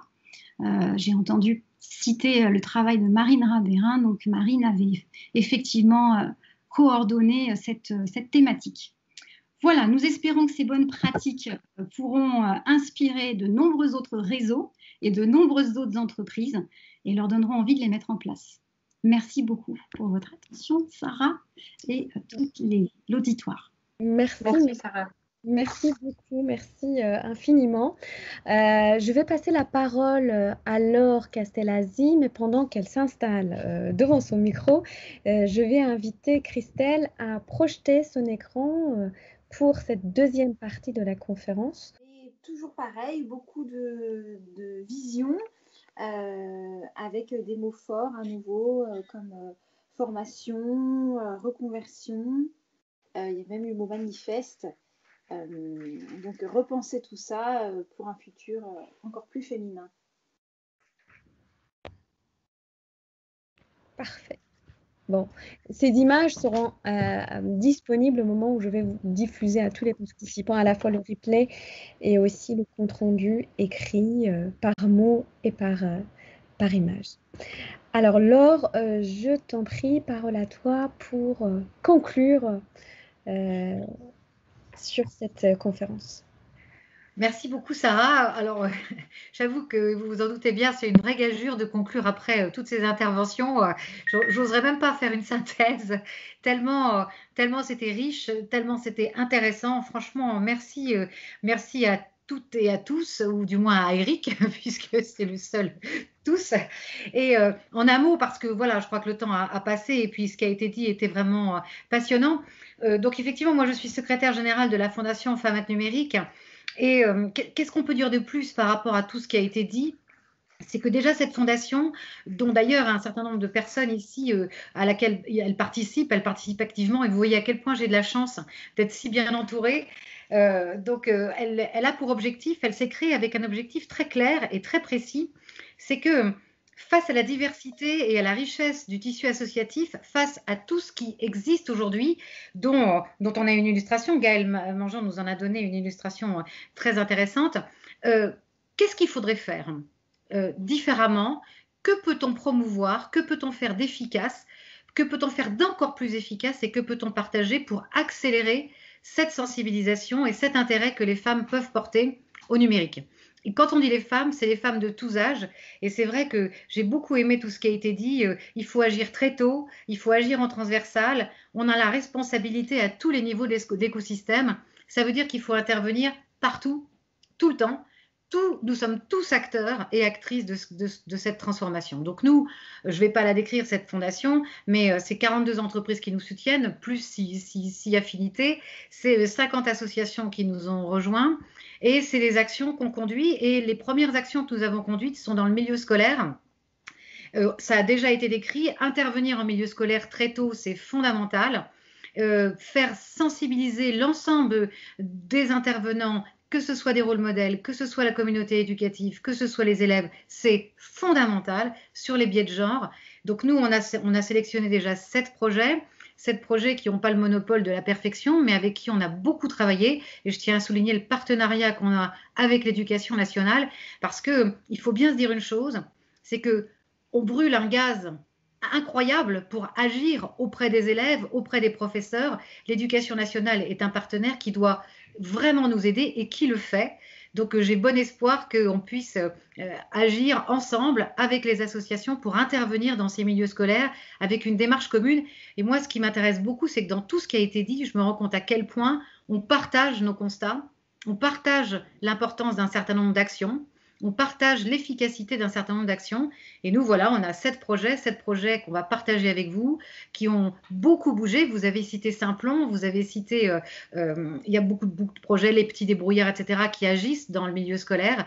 Et tous se sont rendus compte en travaillant dans le cadre de nos projets, grâce aux COMEX qui nous accompagnent, grâce aux personnes qui nous accompagnent, se sont rendus compte que même eux, même elles et eux, qui interviennent depuis assez longtemps, déjà en milieu scolaire, sont pas exempts de biais de genre, sont pas exempts d'une certaine vigilance auprès des jeunes gens dès l'enfance.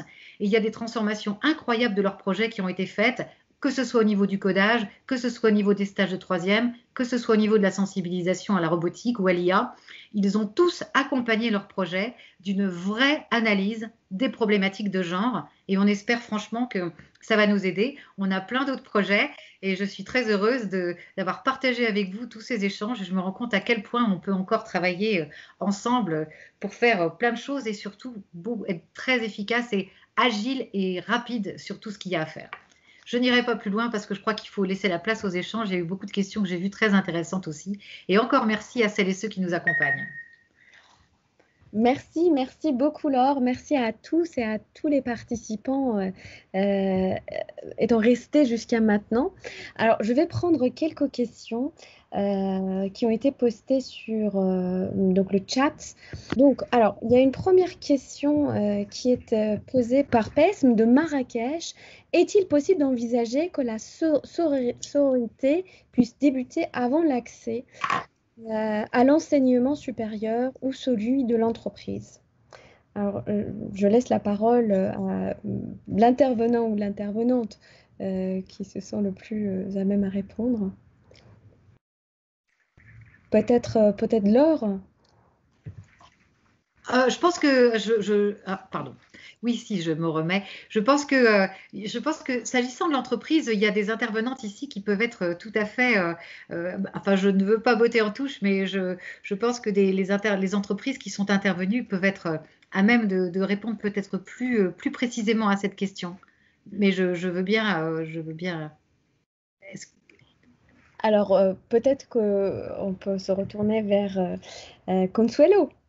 Oui, bien sûr. Enfin, il me semble qu'on a évoqué ce point. Ce sont toutes les actions que mènent nos collaborateurs et nos collaboratrices dès le collège pour venir témoigner sur leur parcours. Gaëlle a également évoqué des projets comme des concours comme Science Factor auxquels on participe également, qui là aussi incite et concrétise peut-être un peu plus à quoi correspondent les métiers du numérique. Donc oui, il faut démarrer très tôt et c'est la raison pour laquelle on a engagé notre programme Passerelle où on intervient, on fait à peu près plus d'une centaine d'interventions dans les collèges et dans les lycées chaque année, excepté cette année, je l'avoue. C'est un peu plus compliqué cette année. Ouais. Voilà.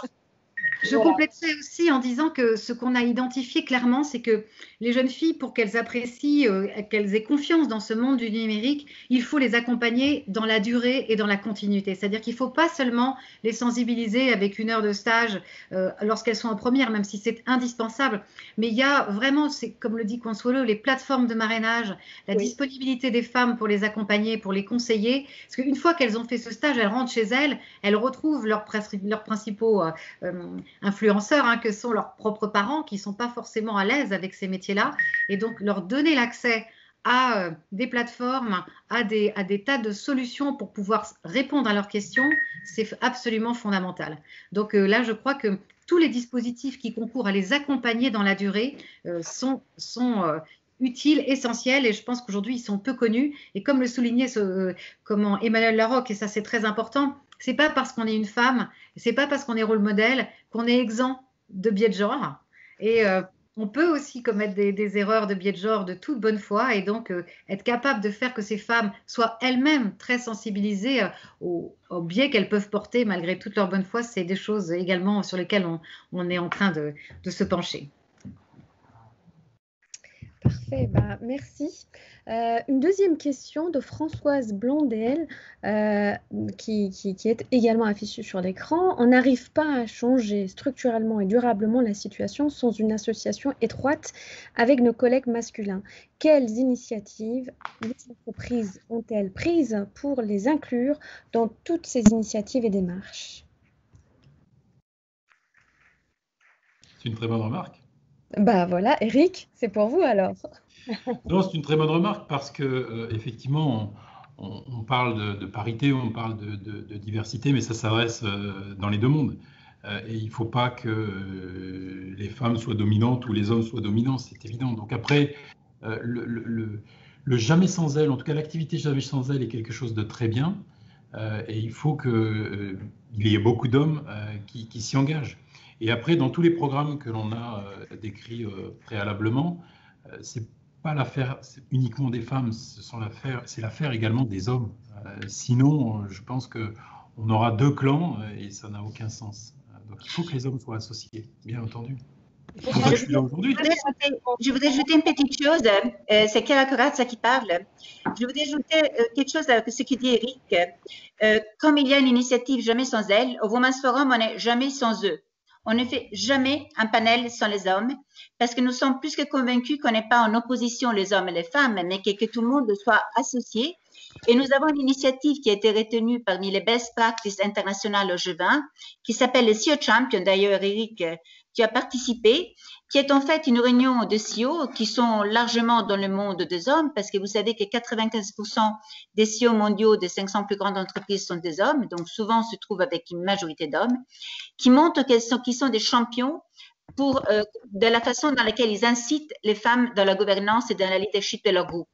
Et on travaille sur les best practices en partenariat avec McKinsey depuis maintenant 12 ans. Et c'est quelque chose qui marche très bien. C'est une saine émulation qui donne des idées à des grands patrons pour voir comment ils peuvent promouvoir la diversité et l'égalité des genres dans leur compagnie. Donc, jamais sans elles, oui, mais aussi jamais sans eux non plus. Sinon, on n'ira nulle part. Et comme je disais toujours, les Amazones se sont autodétruites parce qu'à vouloir faire le monde toute seule, ça ne marche pas. C'est les hommes et les femmes ensemble, sinon on n'ira nulle part. Alors, je vais aller complètement dans le sens de ce que dit Chiara et je quitte ma casquette Interrel 2 secondes pour remettre celle de vice-présidente de Women at IBM France. Déjà, notre réseau s'appelle Women avec un grand W et un grand M. C'est bien qu'on avait l'intuition d'onboarder les hommes, mais ça ne suffisait pas. Donc, ce que nous avons fait il y a maintenant 1 an et demi, c'est de lancer un réseau masculin en faveur de la mixité qui s'appelle Men for Gender Equality et qui tente justement de travailler en partenariat avec notre réseau Women at IBM pour avancer ensemble dans cette voie de la mixité. Merci beaucoup Cécile, merci beaucoup Eric d'avoir répondu à cette dernière question. Pour pouvoir interagir, nous n'avons pas cette chance de se retrouver physiquement, mais il y a encore une possibilité de faire virtuellement un peu de networking. Donc rendez-vous sur ce lien que vous voyez à l'écran, donc sur Bcast Live avec ce code qui est G9 et la date du jour, ou bien vous flashez le QR code qui s'affiche à l'écran et vous serez basculé sur cet environnement Bcast. Le chat reste ouvert. Pour l'instant, Teams reste ouvert également.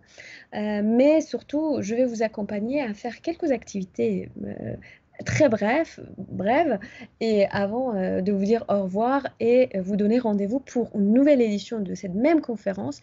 La prochaine édition sera sur d'autres typologies d'entreprises parce qu'aujourd'hui nous avions des pure players de numérique. On va voir, on va faire un tour d'horizon sur d'autres types d'entreprises puisque aujourd'hui le numérique est partout et on aimerait bien aussi que l'équité et la mixité soient également partout. Je vous dis merci, c'est pas encore un au revoir, donc à tout de suite sur Bcast.